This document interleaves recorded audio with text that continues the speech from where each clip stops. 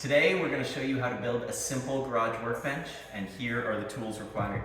First, you have to decide what material you're using. We used MDF plywood left over from shelving, so we decided to build the bench out of MDF. And the first thing you need to decide is where the bench is going and where it's most efficient in the garage. This garage is very large, 38 by 22, so we picked an area that's recessed back into the garage.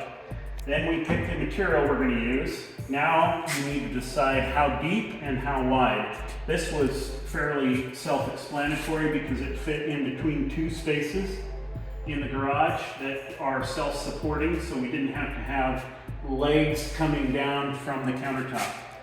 So once we got that determined, we just measure. The first piece we put in is what's called the ledger. This ledger goes against the back wall and has to be nailed into the studs that are in the common wall in the garage. So once you find out where the studs are, it's very easy. Find a plug on the wall, find a heat run on the wall. You know that studs are on either side of this heat run, and then you can go 16 inches from there. That's how you know you're nailing into solid material. So we put the ledger up first, which is the back piece. Then what we want to determine is how deep the bench is. So I wanted it to be at least counter depth, which is 24 inches. So we cut these to 22.5. We put up the ledger first, then we nail these in. The reason you're seeing this doubled up here is these are called pressure blocks, and because we're using MDF, it isn't a full 1.5 deep. The ideal situation here, if you want a super sturdy, heavy-duty workbench, you'd probably be using 2x material. We're using 1x material, so I doubled everything up so we'd have solid material to nail into with the finish nails.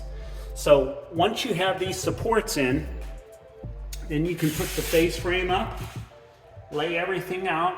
We laid everything out on 24-inch centers, so you can see all those supports are 24 inches apart, all the way across. Once we have the supports in, we can put this face up, nail into the supports. Then you have your frame built, the whole exterior frame. Then you can put your top onto the countertop. And we use finish nails, so you won't see any screws or anything showing that is screwed into this thing. Everything is built like a finished cabinet, so you won't see any holes or nails or supports. Everything is finish nailed. And as you can see, super strong. I can get on top of this and do a dance if you want.